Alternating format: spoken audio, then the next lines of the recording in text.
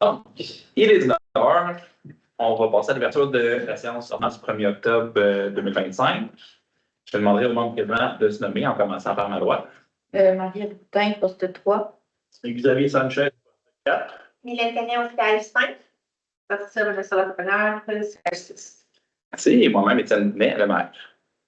On va passer à l'adoption de l'ordre du jour au point 2.1. Ça va être un ordre du jour modifié. Donc, on fait l'ajout du point 10.1, qui sera le dépôt du relevé des sépultures dans l'église de Saint-Jacques, qui a été produit par la Société d'histoire du Haut-Richelieu. Donc, j'aurais besoin d'un proposeur pour l'adoption de l'ordre du jour modifié. Je propose Mylène Tanier. C'est ce qu'on a demandé de vote. C'est adopté. Greffe et affaires juridiques, point 3.1, procès-verbal de la séance ordinaire du 9 septembre 2025. Donc, suite à la lecture de la copie du procès-verbal de la dernière séance, on en a toutes pris connaissance et on considère que c'est conforme. Donc, je propose le dépôt. Si, est-ce qu'on a une demande de vote? C'est adopté. 3.2, avis de motion, projet de règlement numéro AD 104-1, modifiant le règlement numéro AD 104 et concernant les modalités de publication des avis publics. Donc, je, Patricia Vanessa-Lapreneur, donne la motion. Et la prochaine séance sera soumise à l'adoption du règlement numéro 1, modifiant le règlement numéro AD 104 concernant les modalités de publication des avis publics. Si, est-ce qu'on a une demande de vote? C'est adopté. 3.3, avis de motion, projet de règlement numéro AD 108-3, modifiant le règlement numéro AD 108 sur les tarifs des biens et services rendus par la municipalité de Saint-Pierre-Féminin. Je propose, Marie Boutin, de faire l'avis de motion. Cet avis de motion-là, ça concerne, entre autres, notre nouvelle roulotte réfrigérée qu'on veut louer aux autres municipalités de la MRC, ainsi que, essentiellement, la roulotte de prévention incendie qui a été faite à nos pompiers, par nos pompiers. Donc, elle aussi, on aimerait ça la louer au niveau de la MRC. Donc, c'est dans le prochain mois, le règlement se suivra avec les tarifs. Puis aussi, si vous voulez des groupes d'eau à l'effigie de la municipalité, c'est disponible au coût de 17 $ probablement. Donc, je propose Marie-Ève Boutin. Merci. Est-ce qu'on a une demande de vote? C'est adopté. 3.4, avis de motion, projet de règlement numéro AD 114, abrogeant et remplaçant le règlement numéro 231-2021 sur le traitement des élus. Donc, je, Xavier Sanchez, donne avis de motion qu'à une prochaine séance sera soumis pour adoption le règlement AD 114, abrogeant et remplaçant le règlement 231-2021 sur le traitement des élus. L'objet de ce règlement est de fixer les valeurs de rémunération, d'allocation de dépenses et d'indexation des dépenses à verser aux élus municipaux. Merci. Est-ce qu'on a une demande de vote? S'il vous plaît, oui. On va prendre le vote. Pour. C'est adopté. Merci. Administration générale, 4.1, avenant au contrat de travail du directeur général adjoint, responsable de l'urbanisme et des travaux publics. On était rendu au 3.5. Avis de motion. Excuse-moi, tu as raison. Pardon. Je n'ai sauté un. Avis de motion, projet de règlement numéro SE-904-1, modifiant le règlement numéro SE-904, établissant la création du programme de réhabilitation de l'environnement par la mise aux normes des installations septiques des immeubles résidentiels non desservis et les égouts sur le territoire de la municipalité. Donc, essentiellement, c'est le programme PUI. Puis, pour les installations septiques, on a fait une mise à jour là, au niveau, un inventaire au niveau des installations septiques. Il y a une mise à jour au niveau des subventions. Donc, on doit déposer ça aujourd'hui. L'objet de ce règlement est d'apporter des modifications pour le programme PUI. Donc, je propose. Merci. Est-ce qu'on a une demande de vote? C'est adopté. Donc, on retourne aux administrations générales, 4.1. Avenant au contrat de travail du directeur général adjoint, responsable de l'urbanisme et des travaux publics. Le DGA assure, depuis le départ du coordonnateur à l'aménagement, une partie de ses fonctions. Ces tâches ne font pas partie des tâches du DGA. Les candidatures reçues depuis le premier affichage ne correspondent pas à nos besoins. Les parties souhaitent apporter des modifications au contrat du travail du DGA pour y apporter les modifications adéquates pour y intégrer ses fonctions et ajuster la rémunération en conséquence. Le Conseil a toujours l'intention de tenter de combler le poste permanent confirmant que la présente affectation est temporaire. Je, Xavier Sanchez, propose l'adoption d'autoriser le maire à signer la lettre d'entente numéro 2025-01 avec le DGA, M. Martin Blais. Une entente de 6 mois, soit du 7 juillet 2025 au 7 janvier 2026, avec possibilité de reconduction. Très bien, merci. Est-ce qu'on a une demande de vote? C'est adopté. 4.2, embauche d'un employé 02-0065 au poste de responsable de l'administration et des communications pour un remplacement de congé de maternité. Donc, puisque l'employé prend le poste de responsable d'administration et des communications pour en congé de maternité le 13 octobre prochain, je, Patricia Vanessa Lafrenière, propose d'embaucher l'employé 020065 au poste contractuel temps plein de responsable de l'administration et de la communication. Donc, le comité des ressources humaines, on s'est rencontré, on a passé des entrevues, puis voilà.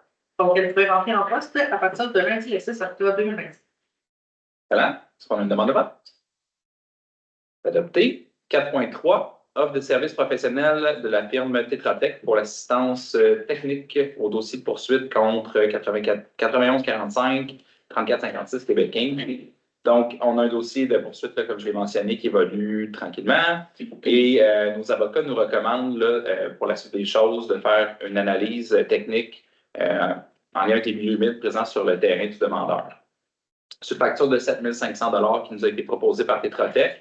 Et on a une assurance là, en cas de poursuite là, qui est une couverture de la FUM qui viendrait couvrir 75% de cette dépense-là.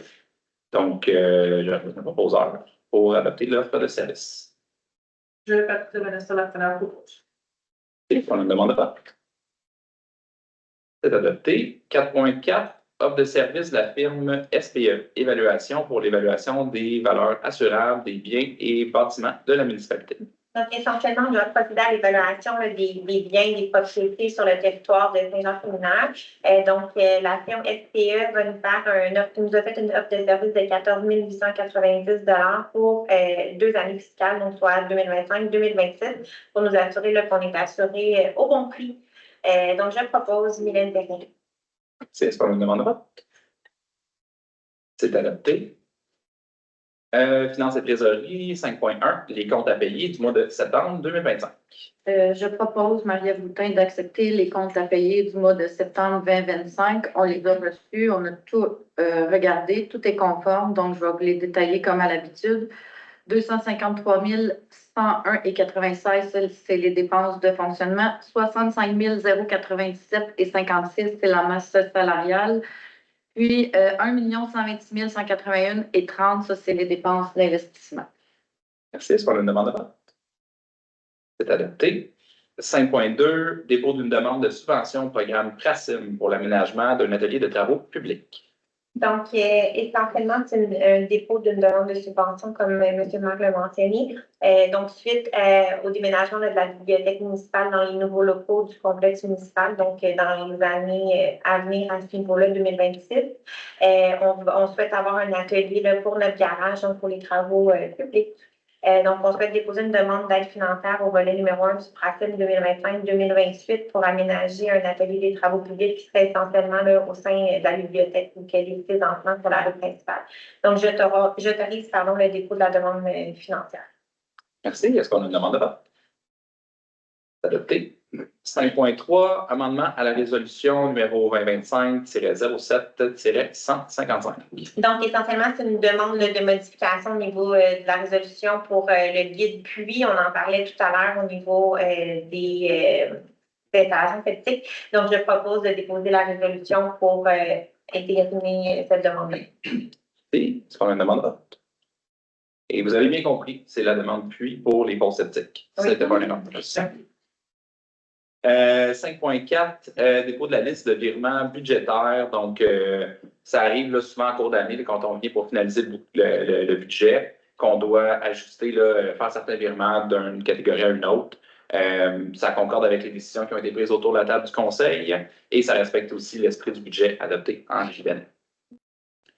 5.5, dépôt des états comparatifs au 30 septembre 2025.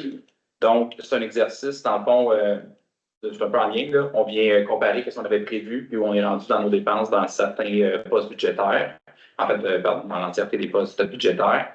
Je vous ai énuméré quand même quelques catégories où on a des variances importantes, puis vous expliquer le pourquoi. Donc, en droit et permis, on avait prévu 76 000, on a réalisé 208 000 de gains. En fait, c'est plus de droits de mutation qu'on a récolté, donc plus de ventes de résidence sur le territoire. Transfert conditionnel, donc on avait prévu 5 205 353 ceux qui sont en jaune. J'enlève les commentaires, est-ce que tu es en mesure de lire quand même ou ils disparaissent? Ah ben moi, je ne les vois pas, les commentaires. Mais Non, mais est-ce qu'ils disparaissent sur votre copie aussi? je ne sais pas, je ne les vois pas. OK. C'est juste parce que je ne veux pas mêler les gens pour rien, ça fait beaucoup. Dans le fond, transfert conditionnel, c'est l'avant-dernière ligne dans la catégorie revenus. Donc, 1 561 633 qui est le produit net. On avait anticipé 5 207 000. C'est une modification de la convention de remboursement du programme PRACEM essentiellement. Certains programmes remboursent au fur et à mesure des dépenses, d'autres programmes remboursent à la fin. Dans ce cas-ci, on va avoir un remboursement à la fin des dépenses. Donc, ça change ce qu'on anticipait, mais ça ne crée pas un trou de 4 millions dans le compte de pancréas sur les immobilisation, donc dans la catégorie dépenses.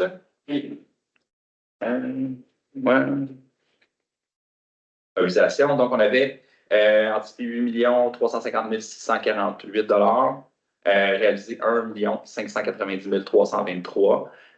Donc, ça, généralement, des sommes à venir. On peut parler du centre communautaire, des puits, entre autres. Donc, on anticipait faire la dépense cette année. Finalement, elle va être reportée. Donc, en gros, c'est ce qu'on voit, c'est les grosses discordances là, dans ce document-là. Puis, au final, ben, ça va venir compléter le bilan financier qu'on va vous présenter à la séance de décembre. 5.6, remboursement du solde de l'emprunt associé au règlement numéro 2013-290 à son échéance. Je propose, Marie-Ève Boutin, de rembourser la totalité du solde de l'emprunt qui vient à échéance le 9 mars 2026. C'était un emprunt qu'on avait fait à l'époque pour le camion pompier. Il reste un solde de 89 100 $. On a déjà prévu au budget 24-25 des sous en immobilisation pour les véhicules. Le compte est garni, on a assez pour ne pas refinancer puis repayer de l'intérêt pour rien. Donc, les conseillers, on a décidé de rembourser le solde total. Donc, je propose de rembourser le solde total de 89 100 $. Merci. Est-ce qu'on a une demande de vote? C'est adopté. 5.7, remboursement par les excédents accumulés non affectés des sommes versées en trop lors du paiement comptant de 2016 pour le règlement d'emprunt 2012-266, donc égouts et aqueducs. Donc, essentiellement, on a reçu une subvention et tardivement suite au calcul et tout. Il y a 13 contribuables qui auraient payé en trop un certain montant. Donc, les personnes seront contactées là, par la direction générale dans les semaines à venir. Ça totalise un montant de 23 568 et 40. Donc, j'autorise cette somme soit remboursée. Très merci. Est-ce qu'on a une demande de vote? C'est adopté. 5.8, autorisation de signer les ordres de changement et de débourser les sommes associées pour le chantier du complexe municipal. Donc, je propose, Marie-Ève, d'autoriser Mme Isabelle Arquat à signer les contingences des travaux du centre communautaire. C'est Construction Richelieu. Le centre communautaire devrait coûter 7 996 000. C'est subventionné. Par contre, dans notre règlement d'emprunt numéro RE 305, il y a des travaux. Il y a un montant de 724 057 qui pourrait être des contingences. Des contingences, c'est quand il y a quelque chose qui n'était pas supposé d'arriver au chantier, puis il faut le faire. Donc, je propose d'autoriser les ordres de changement. Merci. Est-ce qu'on a une demande de vote? C'est adopté. Travaux publics, 7.1. Entente avec le ministère des Transports et de la Mobilité durable relativement au partage des coûts du contrat de déneigement et de déglaçage des routes sous sa juridiction pour la saison 2025 et 2026.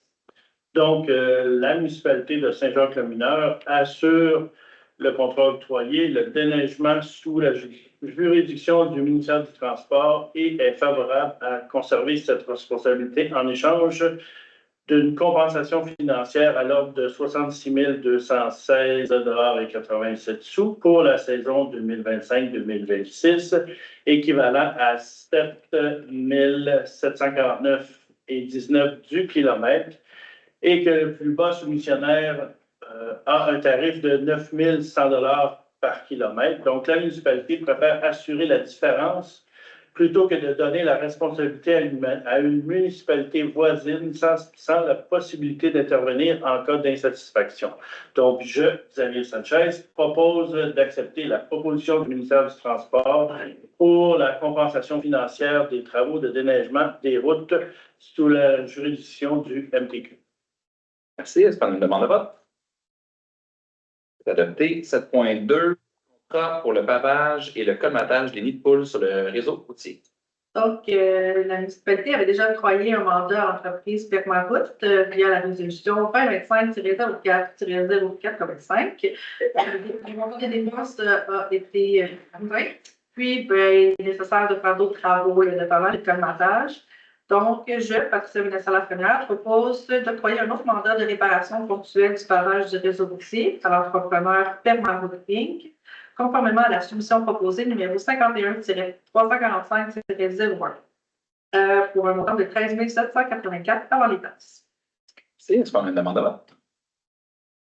C'est adopté. 7.3, contrat d'achat de sel de déglaçage pour la saison 2025-2026. La saison hivernale est à nos portes. Le moment est venu de faire l'achat de sel de déglaçage pour répondre à nos besoins en matière de sécurité. Nous avons reçu 3 soumissions.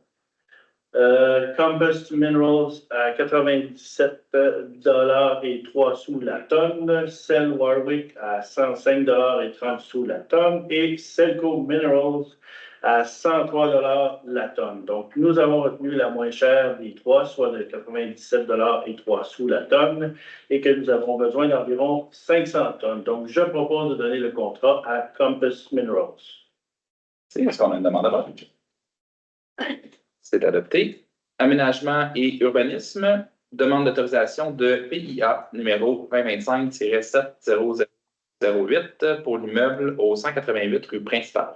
Je propose, Maria Boutin, d'autoriser la demande d'autorisation de PIA pour le 188 rue Principale.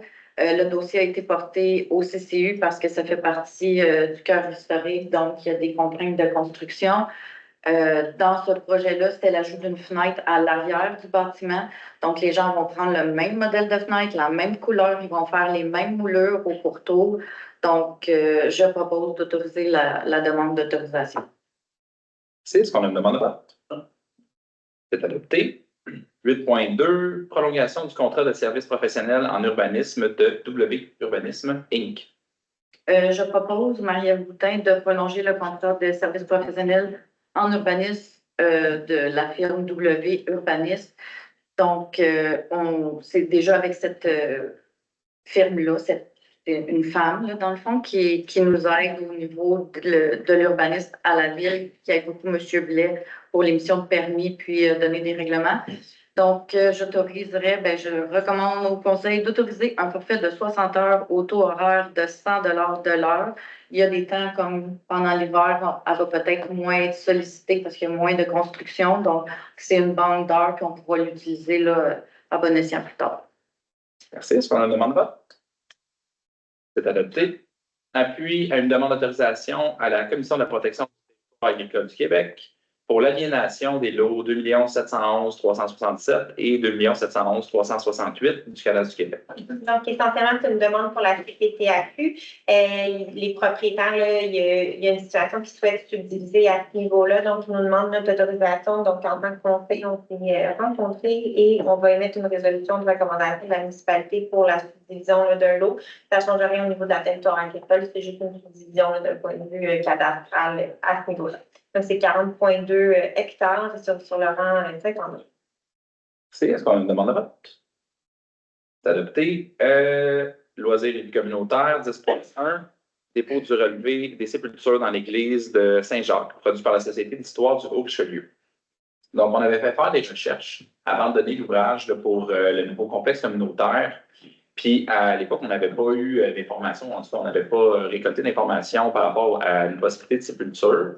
En fait, ce qu'on avait eu comme information, c'est qu'il y avait eu exhumation quand le premier bâtiment avait brûlé. En 2024, donc nous, on avait fait le travail en 2022. En 2024, la Société d'histoire du Haut-Richelieu à Saint-Hyacinthe a procédé à un inventaire de ses archives, puis ça nous a réussi à nous fournir une liste qu'on dépose ce soir. Puis cette liste, ça contient environ 150 noms qui ont été enterrés sous l'Église jusqu'au début du dernier siècle. J'aimerais donc qu'on prenne une minute de silence ici pour honorer la mémoire des personnes qui figurent sur cette liste-là.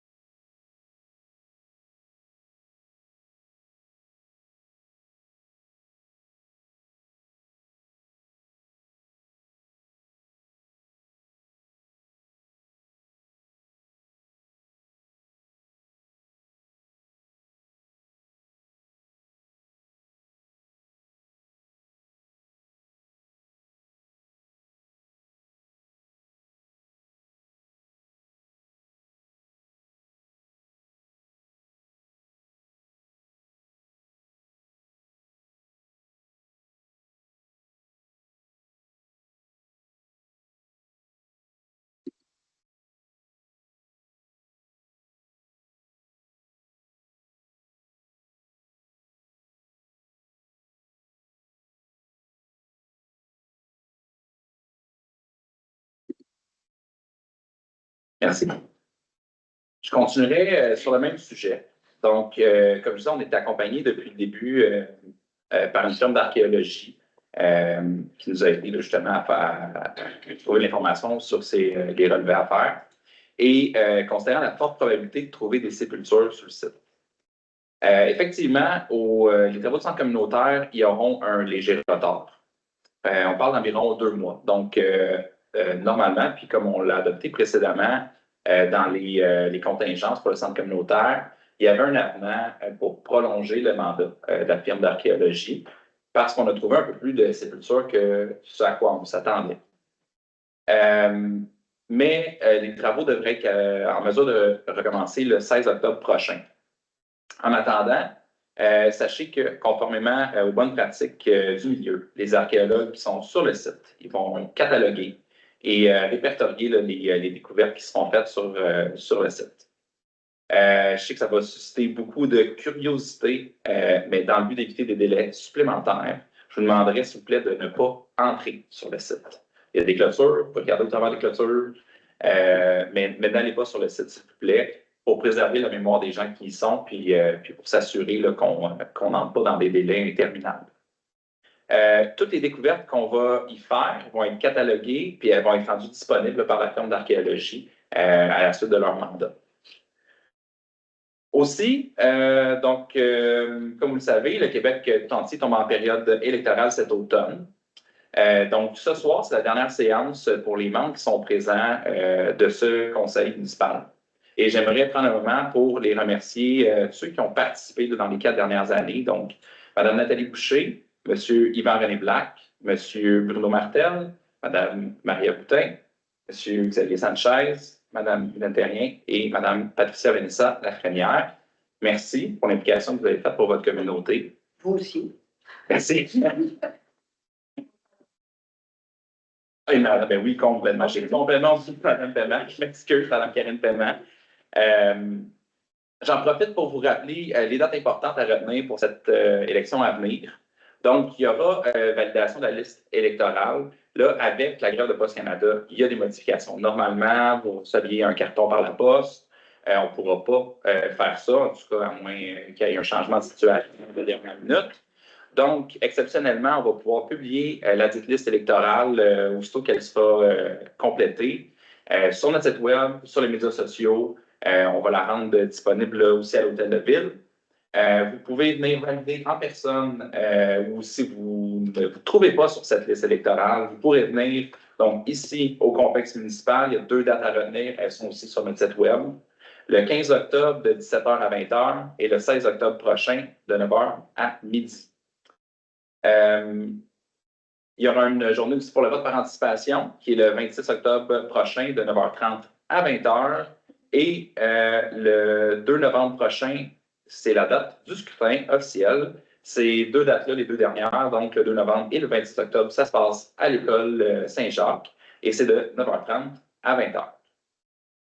Puis, dernière note un peu plus légère. Donc, sachez que pour l'Halloween, on a pris la décision cette année de fermer les rues à la circulation automobile dans le nouveau quartier. Là. Donc, meuliers, marchands, aubergistes et forgerons. Donc, ils seront fermés par nos employés municipaux là, entre 17h30 et 19h30. Donc, c'est juste pour s'assurer qu'il n'y ait pas de risque. Comme à chaque année, c'est très, très achalandé.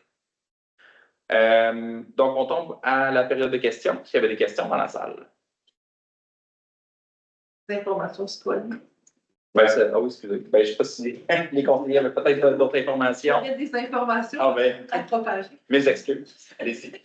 Donc, je voulais, en fait, en mon nom et celui de Nathalie, je voulais remercier les gens qui étaient présents au vin et fromage qui a eu lieu samedi. Donc, suivez le site Internet parce que c'était des belles activités. Je suis désolée. On est vite qui se promène dans la caméra. C'est pas cher à l'écran. Toutes mes excuses. Donc, les personnes qui écoutent. Vin et fromage. Mais suivez sur le site Internet de la bibliothèque. Il y a toujours des activités là, un peu cycliquement. Là, c'est à peu près aux 3 mois. Là, il y a des activités comme ça, comme là, il y avait le vin et fromage. C'était super agréable. Donc, je remercie les gens qui y ont participé. Et de plus, nous sommes toujours à la recherche de bénévoles pour la bibliothèque. Donc, même si vous avez 1 heure par semaine ou par 2 semaines ou même par mois, vous êtes les bienvenus. Parce que sans vous, les bénévoles, on ne pourrait pas avoir une bibliothèque fonctionnelle. Fait que, présentez-vous, les bons Nathalie. Et vous attends. Merci. Donc, est-ce qu'il y avait des questions dans la salle? Oui. Des questions, mais c'est peut-être pas sur le sujet que vous avez présenté. C'est correct. Mon Tant cas. que ça reste municipal. C'est mon cas personnel. OK. J'étais là à la dernière réunion de 7 août. C'était une bonne nouvelle pour des gens qui pouvaient être branchés, qui trouver de l'eau. Oui. Puis vous avez mentionné qu'il y aurait une priorité pour les gens qui avaient déjà quelque chose en marche. Oui. Moi, j'ai présenté depuis le mois de décembre 2022 la situation sur la rue Longueuil, propriétaire de 225 pieds de façade avec une maison. Et là, je demandais de trouver un moyen d'utiliser les terrains pour avoir 4 maisons, celle qui est là, puis 3 autres. Je ne connais pas comment ça fonctionne. J'ai cru bon de me resserrer de la discussion en confiant un mandat à l'arpenteur, puis à mon notaire, puis un peu à mon agent d'immeuble. Comment s'y prendre? On rit parce qu'elle est présente, là, pour ceux qui ne comprennent pas en ligne. Là. C'est mon nom. Là, il y avait un monsieur Poirier qui aidait là, dans le projet. Là, on a fini par me faire payer 3 plans avant d'en trouver un qui permettait, avec le point de vue de la municipalité, les règlements de la municipalité, d'avoir Quel type de plan? maisons. Ça te fait des plans. 3 qui pourraient être bâtis. Là, j'aimerais savoir, suite à votre annonce, qui est dans les favoris pour alimenter. Ben, en fait, puis je crois que je me souviens bien, on l'avait bien mentionné à la dernière rencontre. Ceux qui ont la possibilité de bâtir, ils doivent remplir 2 critères actuellement. Donc, ils ont déjà un branchement ou ils avaient déjà fait l'opération cadastrale. Oui. Ceux qui ont déjà un branchement, je pense qu'ils n'ont pas de conditions hautes à respecter. Ils ont payé. Moi, j'ai payé une entrée d'eau. Il y en a une de payée. L'autre n'est pas payée.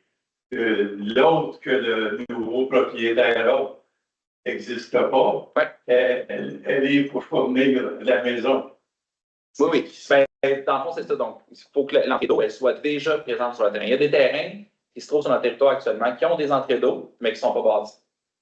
Donc, c'est ces terrains-là et ceux qui étaient lotis avant l'entrée en vigueur du moratoire sur la construction et les branchements.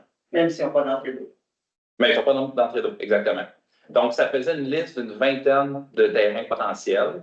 Là, je ne peux pas vous dire comme ça si le vote en faisait partie ou pas, mais si l'opération cadastrale n'est pas effectuée, vous ne faites pas partie de cette liste-là encore. Pour simplifier, m'a-t-on dit, là, Ouais. on va juste régler le cas pour la vente de la maison, puis les deux autres terrains, on viendra plus tard. Mais depuis 2022, c'est loin. On n'a pas encore réussi. On a réussi à vendre la maison avec un terrain, mais les deux autres, pour simplifier, M. Poirier, avant de partir, il a dit on aurait dû faire ça tout ensemble. Et on m'avait dit le contraire. Ouais. Pour simplifier, on va juste régler le cas de la maison. Mais c'est sûr que de lotir un terrain où vous n'avez pas la possibilité de bâtir présentement, ben vous laissez des revenus possibles sur la table. C'est libre à vous de le faire ou pas. Mais présentement, de lotir un terrain ne vous donnerait pas l'opportunité de bâtir. Ce qu'on avait dit par contre, quand on a déposé ce règlement-là, c'est que le Conseil souhaitait revisiter la possibilité d'élargir le mandat après un an d'analyse puis de résultats, parce qu'on n'a pas juste permis de bâtir pour 20 résidences, on a aussi réduit les restrictions sur les usagers actuels. Donc, on voulait s'assurer que les consommations ne montaient pas en flèche et qu'on ne s'exposait pas à un risque de manque d'eau. Donc, c'est juste pour ça qu'on est allé de façon méthodique. D'accord, vous répondez à une première partie. On n'est pas là-dedans pour le deuxième terrain. Celui qui a son entrée pourrait le bâtir. Exact. Mais là, pour le bâtir, je ne veux pas répéter l'erreur. Je me ramasser avec une maison à vendre, avec un terrain libre à côté, qui rend le prix pas accessible pour la plupart des gens. L'agent d'immeuble, par exemple, il y a eu de la misère à vendre parce que les clients sont topés avec un emprunt de 500 000. Là, si on lui met un terrain à côté, ça coûte trop cher, il n'y a pas de clients. Là, aller bâtir, créer la même situation que j'ai vécue, ramasser avec une maison à vendre, puis toi, l'acheteur, il faut que tu achètes l'autre terrain à côté aussi, parce que la municipalité, là, elle a des règlements, et elle ne m'a pas permis d'avoir juste une lisière pour la maison. Ben là, ça tombe peut-être trop dans le détail. Là. Si c'est pas possible de scinder votre terrain, là, j'ai pas la réponse à votre question. Il faudrait l'analyser. C'est sûr qu'il y a une réglementation. Là, vous avez totalement raison. Il y a une réglementation sur les lotissements. Mais pourquoi spécifiquement votre dossier ne passe pas, ça, je n'ai pas l'information pour répondre à ça. Mais on peut prendre contact et faire un suivi si vous voulez ensemble. Là. OK. Je comprends ce bout-là. D'autres bouts. Si je vous dis, on continue dans le lotissement là, pour avoir une lisière seulement pour ma future maison. Là, je passe à la caisse. Là, on me dit, il y a des tarifs. On apprend, là, 10 Les frais de perte. sur les frais de perte. L'évaluation, ce serait même pas bon. Il faudrait une nouvelle évaluation. Elle n'est pas assez à jour, celle qu'on a. Au mois de juillet 2025, on va en faire une nouvelle. Ça va être rentable. Mais là, vous parlez de l'évaluation de la valeur des terrains à créer. C'est de ça que vous parlez. Oui. Donc, ça, on l'évalue. Dans le fond, même si on prenait deux terrains, disons, ils font 50 mètres carrés chaque. Puis on le sépare en deux, puis ça fait 50 mètres carrés, 50 mètres carrés. Ça ne veut pas nécessairement dire qu'ils ont la même valeur. Parce qu'il y a d'autres facteurs dans le calcul. Donc, c'est là que ça prend une évaluation. Mais ce n'est pas un gros frais, là, c'est 100 je pense, là, par évaluation. C'est juste parce que c'est obligatoire. Nous, on n'est pas l'entité qui détermine la valeur de votre propriété. C'est donné en contrat, c'est la FQM qui le fait. Dans notre cas, c'est la FQM qui le fait. La MRC au travers de la FQM. Puis donc, eux vont pouvoir dire, OK, bon, Saint-Jacques, vous allez, ce monsieur-là, son terrain, il vaut X dehors, puis après ça, vous pouvez appliquer votre taux de taxation.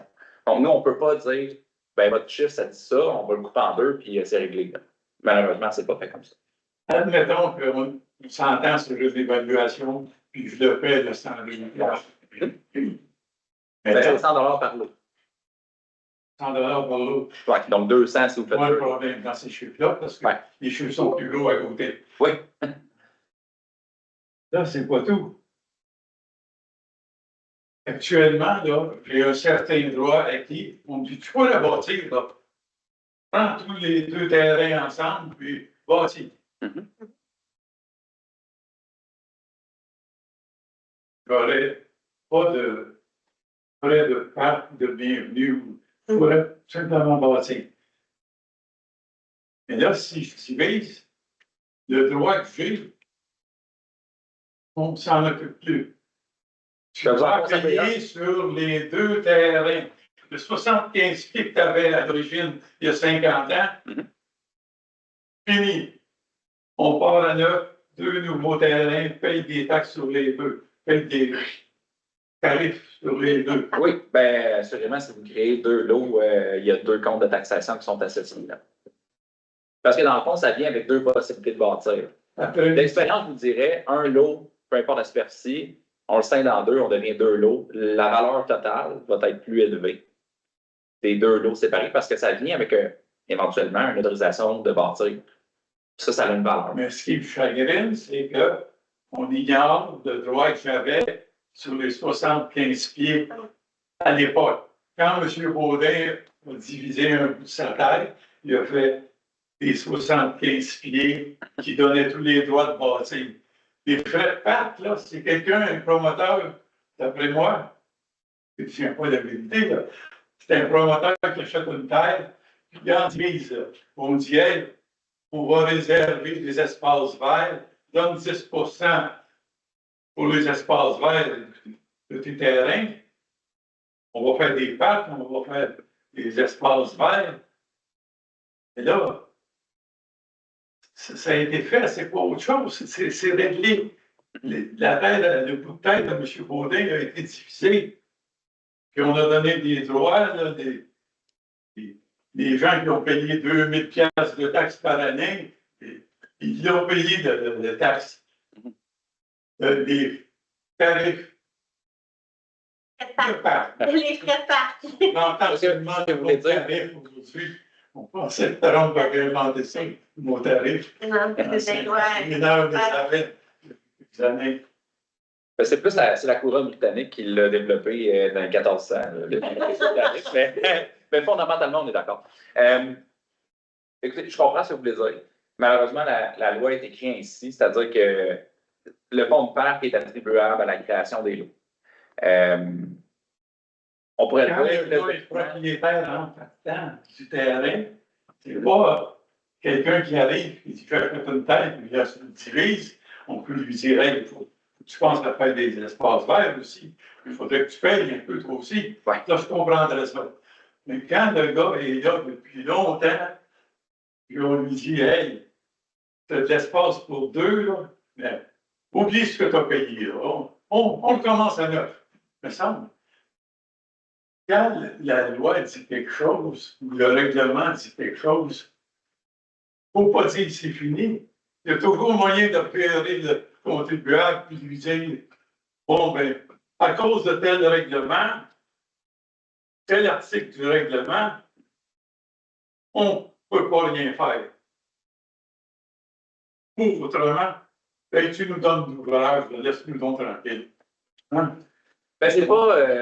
Je m'excuse que c'est comme ça que vous le perceviez. C'est pas du tout l'intention. En fait, c'est plus parce que c'est un peu hors de notre contrôle. C'est la façon que c'est écrit. C'est pas un règlement qu'on adopte tout bonnement. La taxation, c'est encadré, c'est normé. Puis c'est un choix aussi qui a été fait là, à Saint-Jacques le pourcentage a été choisi à 10 %. Sachez par contre que c'est réellement réinvesti dans les parcs et les espaces verts. Je vous donne donc raison que c'est difficile à comprendre. Au point que j'ai reçu 2 avis différents. Vous avez engagé une experte là, qui comprenait différemment le règlement du DEP. Les deux, là, ils ont raison. Ils ont trouvé quelque part dans le règlement de 37 pages un article où on dit c'est ça la vérité. Les deux ont raison. Et un dit faites-les donc payer le contribuable sur un terrain. Votre autre. Mais j'avoue, ça, je ne l'ai jamais vu. Il faut qu'ils payent sur les deux. Mais là, si vous êtes à la caisse, vous dites on va prendre celui qui dit paye sur les deux contribuables. Hein? Ben là, ça, c'est sûr. Quand ça vient à la taxation, l'État veut toujours la poche pleine, veut toujours avoir la poche pleine. Mais moi, ce que j'ai toujours vu, même dans d'autres municipalités, là, sachez-le, c'est que c'est les lots à créer et non pas l'unique lot à créer. Malheureusement, c'est comme ça que c'est inscrit. Avec la madame Isabelle, Elle a trouvé un mauvais. Il faut choisir laquelle. Elle n'a pas dit lequel. Non, les deux s'appellent Isabelle. C'est ça, On hein? fait référence à Mme Rich. D'accord, merci.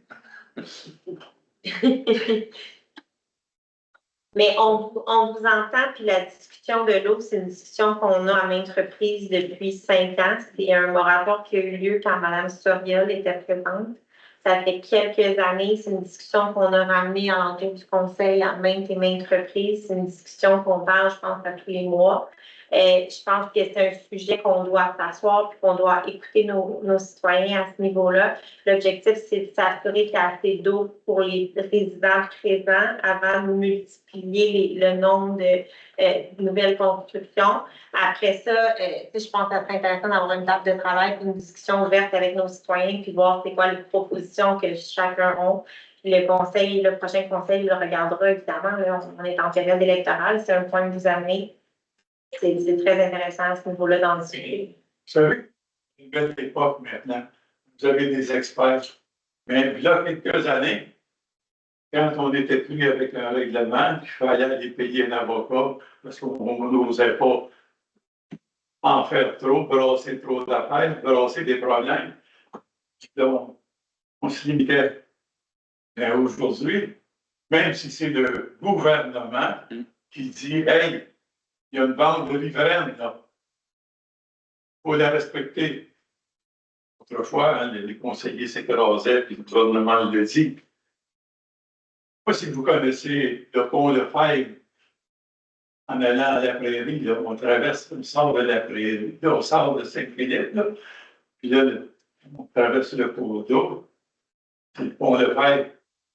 OK, je vous crois, là. J'avoue que je ne connais pas tous les ponts en chemin vers la prairie. Là, chaque printemps, l'eau montait quasiment en dessous du pont.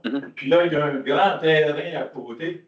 Puis actuellement, là, en construction, là, il y a une bâtisse, on penserait que c'était un hôpital. C'est immense, c'est gros. Ah, après la lumière, là, sur la 104? C'est ça? À côté, en face du. L'autre côté des balles de golf, là? Ouais. C'est sur le boulevard des Passerelles. Oui. Ah, OK, donc je ne repasse pas. Vers la prairie. Mais là, Saint-Philippe a réussi à faire autoriser cette construction-là. Puis ils ont creusé, je pense, une quinzaine de pieds pour faire des belles fondations. Toute une belle bâtisse. Ils n'ont pas dit, hey, il y a une bande de riveraines, là, puis on. Je crois ça, le gouvernement a dit, là. Le gouvernement a dit bien des affaires, hein? Oui. Mais vous avez raison, on vit dans une époque où c'est excessivement normé. S'applique. Il y en a des erreurs. On peut se lever debout des fois et dire c'est ça qu'on pense. Mais autrefois, on adoptait n'importe quel règlement. Le beau règlement de 35 pages que votre DG m'a donné, je trouve ça épouvantable. C'est une perle. Je peux accepter n'importe quoi avec ça ou refuser n'importe quoi. pas qui a pondu ça, qui a proposé, mais c'est un champion. Je dirais qu'en termes de réglementation d'urbanisme, 37 pages, c'est court. Généralement, c'est plus comme 500. Puis, on les a tous lus, là. Donc, mais vous avez entièrement raison. Oui, on est rendu à une époque où il y a excessivement de législation, mais il y a une raison pour ça aussi.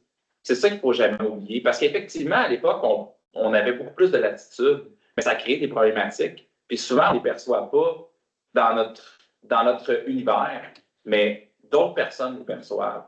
Puis c'est là où cette réglementation, même si des fois, elle va trop loin, ça, j'en conviens avec vous, c'est là où c'est important d'avoir ces règles-là. Prenons l'exemple, là, on légifère la longueur des gazons. On s'entend que c'est pas parce qu'on veut mettre la police des gazons à Saint-Jacques, là, mais c'est parce qu'à un moment donné, il y a quelqu'un qui a abusé. Il y a quelqu'un qui ne l'a pas tondu pendant 2 années straight, puis c'était pas acceptable dans le milieu urbain. C'est pour ça que ces règles-là existent. Les bandes riveraines. Je comprends que vous avez des contraintes, je comprends très bien. Mais il arrive des cas où c'est embêtant. Je continue dans mon cas personnel. Là, j'ai un terrain qui se fait couper de 45 pieds. Non seulement il y a la bande riveraine, mais je ne sais pas pourquoi, quelqu'un a vu qu'il fallait ajouter 15 autres pieds pour, il appelle ça une bande des hautes eaux. Ouais. Et ça fait 50 ans, plus de 50 ans que je reste dans la rue. Puis, je n'ai jamais vu plus que ça d'eau dans le fond du fossé de 4 pieds. Quelqu'un a vu un danger, puis il a tracé une ligne pour les inondations. Ouais. Et on me fournit ça, puis tu ne peux pas bâtir, tu ne peux pas vendre un terrain et dire que Ben, tu as 30 pieds qui est coupé. Non, non, tu as 30 pieds, 45 pieds. je vous entends, Vous demanderez d'agir là-dessus, de travailler un peu là-dessus. Mais la bande, la Ligue des hautes eaux, elle existe pour une raison. Hein. Il y a eu, je ne sais pas si vous l'avez vu passer récemment, ça a été dans les médias il y a comme 2 ans, là, c'était plus présent. Les terrains en zone inondable, il y a des résidents qui perdent leur chemise là, à cause de ça. Puis ultimement, la municipalité est au courant que bâtir dans une zone inondable. Je n'ai pas remarqué, monsieur, je n'ai jamais vu plus que 6 pouces d'eau dans le fond du fossé de Mais si 4 c'est pieds. démontrable, ben après ça, on peut venir faire la preuve puis de déterminer que c'est pas possible, que ça n'arrivera pas. Mais c'est sûr que si les cartes disent qu'il y a une bande riveraine, J'ai il y a l'idée un peu quand mon voisin Rendé est apparu. Ouais. Là, il creuse la moitié de sa maison devant ma façade. Vous avez massacré votre règlement. La moitié de la maison. Il y avait un règlement qui disait les maisons, il faut les aligner. Respectez ça. Et là, on ne peut pas. Le gouvernement dit 45 pieds. Municipalité, pas pour brasser le gouvernement. Ah oui. Ben, on peut le brasser le gouvernement, mais si le gouvernement émet des orientations, c'est pas une municipalité qui va faire la différence. C'est l'ensemble des municipalités. C'est pour ça qu'on fait partie d'organismes comme la Fédération des municipalités. C'est à eux qu'il faut aller faire la représentation, parce qu'ensemble, on est capable de faire des changements. Puis il y en a eu qui ont été apportés. Mais Saint-Jacques se lève la main et dit nous, on ne veut plus de bande riveraine, je vous garantis que ça ne passe pas. C'est pas malheureusement, c'est. Plus épais, va beurrer plus épais. Hein? De même, M. Rendé, un bon gars, un beau travailleur. Il coupe des épinettes du Colorado. Des épinettes bleues, grosses de même. C'est correct, c'est pas grave. Ça écorche un peu peut-être les règlements où on dit abat pas les arbres. Mais pour ne pas affronter l'autre cas, pour ne pas travailler, peut-être qu'on ne veut pas travailler. On dit, hey, au diable de la façade alignée, au diable des arbres, au diable des temps pas train, là, je ne fais pas pour empêcher le gars de bâtir, et laisser tomber. Mais là, aujourd'hui, quand votre évaluateur va passer, je vais avoir payé de 102 piastres. 2 fois. 2 fois. Là, on va dire, hey, ton terrain, là, il vaut bien cher dans une nouvelle évaluation qu'on me donne. Ils ne diront pas. Il vaut juste le 2 tiers, parce que ton terrain, là, comparé au monde d'en face, là, il était des maisons qui ont bâti, eux autres, il y a comme juste la moitié du fossé. Comme des belles grosses roches, puis qui vont basculer, puis Mario Benoît, il dit, je vais les avoir chez nous avant longtemps. Bon, là, ils ont le droit. Ils ont le droit d'utiliser ce bord-là de 114 pieds. Mais moi, c'est 114 moins 45 à l'évaluation. Déjà, on avait monté à 183 000 $ pour mon terrain. 20 $ le pied. Dans un immeuble de siècle, M. Varin, qui était capable d'être patient, là, un autre bon travailleur, il a attendu longtemps, puis il a fini par avoir un bon prix. Il a peut-être vendu 27 $ le pied. Mon terrain n'est pas comme le sien. Comme le terrain. Mais là, il va falloir que je fasse un autre procès pour contester l'évaluation. Je vous dis, aujourd'hui, là, vous m'avez quasiment convaincu avec vos employés de ne pas bâtir, mettre la pancarte avant. Je vais vous demander, enlevez donc l'histoire des bandes de référendum. À quoi ça sert la bande de référendum? Est-ce que vous avez une réponse? Ben, je vous l'expliquais tout à l'heure. Puis après, par contre, je vais vous dire, je pense qu'on va mettre fin à la séance. Mais je vais vous répondre avant, juste parce qu'on tombe plus dans le débat d'idées que la question. Oui. Bref, ma réponse. La bande riveraine, ça sert à protéger les futurs propriétaires qui pourraient avoir des inondations. Si la municipalité est consciente de la bande riveraine, vous permet de bâtir dans la bande riveraine et que vous subissez des dommages, vous avez des recours contre la municipalité. Je vous rappelle que la municipalité, c'est pas moi et les conseillers, c'est l'ensemble de la communauté. Oui. Fait que c'est l'ensemble de la communauté qui va défrayer des coûts pour vous protéger. Il y a quelqu'un dans Saint-Jacques-les-Mineurs qui voit une zone inondable dans le coin, sur le coteau. Le village est sur un coteau. On mettait l'église sur un coteau. Ouais. On ne mettait pas l'église dans un trou. Ben, Vous croyez non, il y a pas quelqu'un personne. là, qui pense qu'à Saint-Jacques-les-Mineurs, le village, c'est un trou? Ben, je ne vois pas le lien, là, mais L'église était sur un pignon pour pas inonder. oui. Ben, il y a des cours d'eau, hein, sachez-le, à Saint-Jacques-le-Mineur. Il y a des cours d'eau, il y a des bandes riveraines. Les agriculteurs en sont particulièrement conscients de leurs bandes riveraines. Il y a quelques années, on a eu des inondations, on a eu un choc, il y a eu beaucoup de citoyens qui ont été inondés. On parle du village. Oui, dans le village. Il y a les cours d'eau ont débordé dans le village. Absolument. Quel endroit? Il y en a eu sur Brière, il y en a eu sur Longtemps, il y en a eu sur les Forgerons, il y en a eu sur Pas de Vin. Sur Longtemps. Absolument. J'ai fait le tour personnellement du village pendant les inondations. J'ai vu presque, je pense que c'était une trentaine de maisons avec de l'eau dans le sous-sol.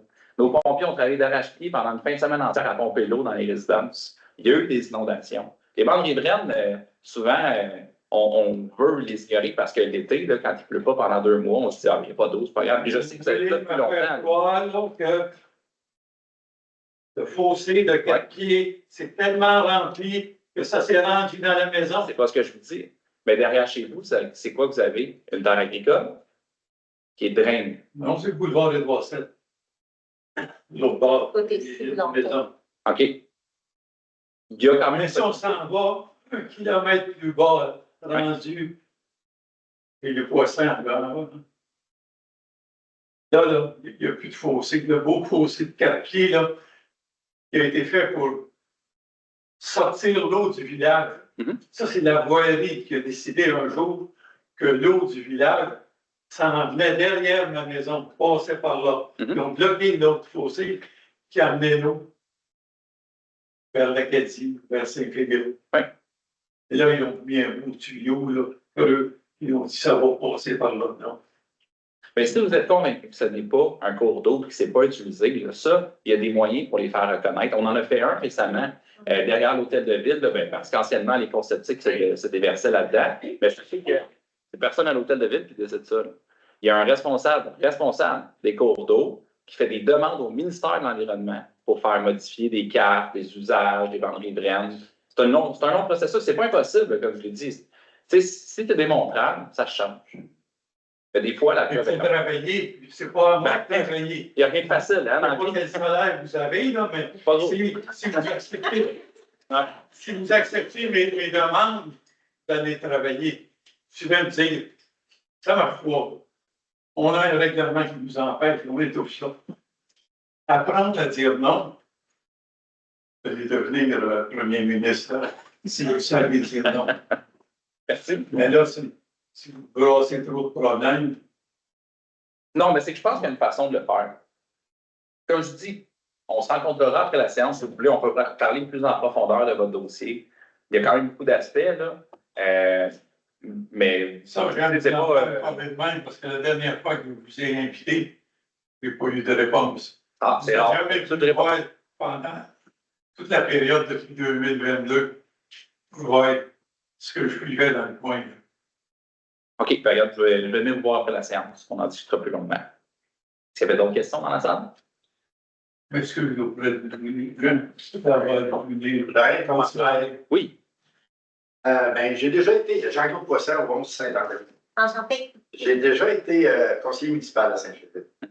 Puis, c'est pas une job facile. Ça, je peux vous le garantir. Là. Vous avez toute mon admiration parce que vous avez des comptes à rendre au fédéral, provincial, la MRC, vous n'avez pas la CNM. Non, Encore. non. C'est pas un souhait.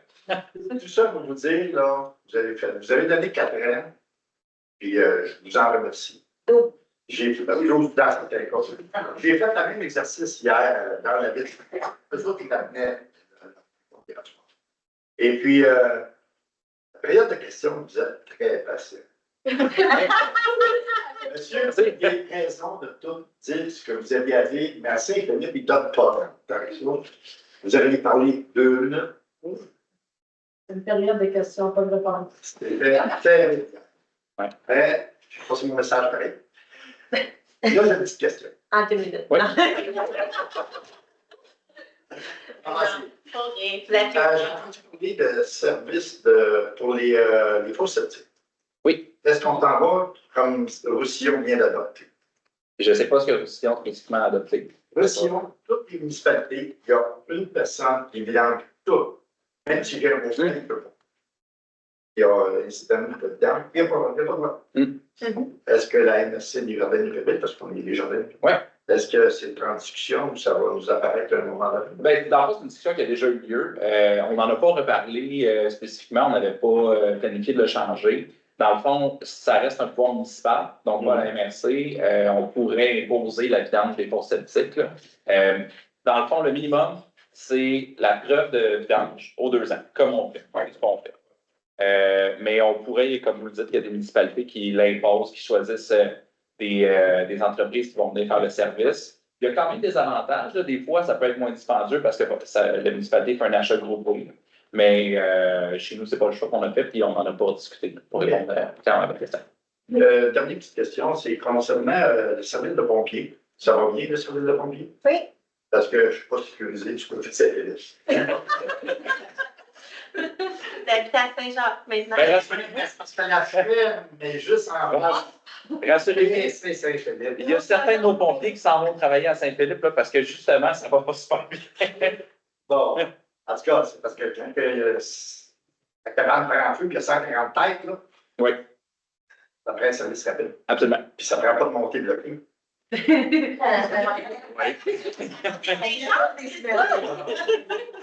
Oui, là-dessus, vous avez raison. Écoutez, ce chantier-là, c'est. Je ne suis pas si vieux que ça, mais j'ai pris les cheveux blancs juste à cause de ça. Ça fait 2 ans, c'était supposé être 9 mois. Hein? Ouais. Ça fait 2 ans et demi que les travaux sont là, en alternance, que les. Tu sais, on publie, bon, on fait quand même, je pense moi, je trouve qu'on fait un beau travail sur les médias sociaux, mais vous savez, c'est programmé, là. Fait que là, on envoie un communiqué programmé, puis là, le matin même, ben, finalement, on a changé d'idée. C'est tellement difficile à gérer. Parce que tous les travaux étaient terminés, l'asphaltage était fait, puis tout d'un coup, c'est même tout ce qui se passe. Il y a quelque chose sur les marmottes. Honnêtement, votre. Vous avez pas La dernière fois, je peux vous répondre si vous voulez. En fait, c'est qu'ils viennent faire le raccordement, en fait, des lignes qui sont passées de façon souterraine. Et on avait posé la question pourquoi ça se faisait pas dans le même temps. C'est parce que ce n'était pas le même entrepreneur. Alors, apparemment, c'était beaucoup plus logique de venir réouvrir tous les trous. Les gens devraient se régaler avec ça. Oui. Ah, parce que Ouais. Ben, je pense que la société d'État fait de l'argent. Hein? Merci. Mais sachez par contre que la municipalité a quand même négocié une entente avec Hydro-Québec. On a obtenu 2 gains majeurs. Le premier, c'est quand on a fait la réflexion d'Édouard VII. Ils nous ont offert un montant de 286 000 pour le pavage. Donc, ça, c'est quelque chose qui nous a permis, en fait, on a évité le règlement d'emprunt pour la réflexion de cette portion-là de route. Puis la seconde qu'on a eue, qui était vraiment incroyable, ça vaut tout l'autre monde, moins de panne de courant. Donc, on a, puisque, dans le fond, avec les travaux, on a un accès privilégié aux gestionnaires de chantier. Puis après, on a eu des grosses pannes de courant, mais peut-être pas dans votre secteur, là, je ne sais pas si c'est connecté. C'est ça. Mais au village, on a eu des pannes de courant comme 4 ou 5 là, en début d'année de plus de 12 heures. C'est vraiment. Récurrent. Oui. Puis, tu sais, une après l'autre, ça n'arrêtait plus. Mais on a appelé à l'hôtel de ville, on a appelé Hydro-Québec, on a appelé notre contact privilégié. Le lendemain matin, ils défaisaient les branches sur les fils électriques. Puis depuis. Mais ça se fait si vous êtes, dans le fond, si vous êtes desservi par Saint-Philippe, vous pouvez demander à votre conseil municipal qui met de la pression sur Hydro, puis ils peuvent agir. Ben, Ça n'a rien coûté pour les citoyens. J'ai mis l'impression que je remarquais 2 fois par mois, régulier. Quand tu as des systèmes automatiques, automatiques, des machines pour faire les analyses, ils m'ont dit que j'avais raison. Puis qu'il y avait des travaux à faire sur les lagages. Ouais. Là, on en a moins. Ouais. Mais tantôt, on m'a ouvert une petite porte de super. C'est, vous savez, il y a eu un détournement de camions. Oui. Qui passent dans Saint-Philippe. Mm-hmm. Est-ce que les redevances reviennent à Saint-Philippe de tout ce camionnage-là? Ça dépend à quel moment. Donc, on a eu une négociation, je ne me rappelle pas c'était quoi déjà. je réponds. Oui, s'il vous plaît. Ben, ça dépend des contextes. Donc, Ben, en fait, c'est tout simple, c'est qu'on avait une entente qui faisait que nous devions payer les redevances de Saint-Philippe, mais Saint-Philippe ne nous en versait pas. Ah. C'était l'entente qui avait été signée auparavant. Donc, nous, ce qu'on a fait en 2022, c'est qu'on a mis fin à cette entente-là, en mettant de la signalisation adéquate, en faisant fréquemment, on est en contact avec les carrières de notre côté, de leur côté, pour leur dire qu'il n'y a pas de redevance qui se verse ni d'une part ni de l'autre.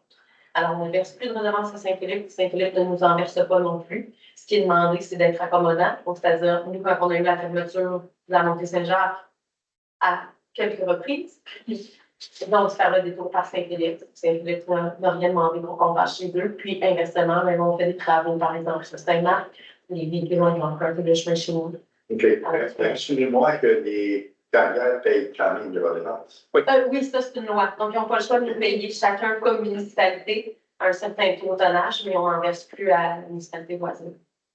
Okay. Si vous me permettez, je vais aussi dans les gains qu'il y a 6 ponceaux qui vont être faits sur la route Édouard VII en 2026 ou en 2027. Une dépense d'environ entre 6 et 700 000 entièrement frais de Québec.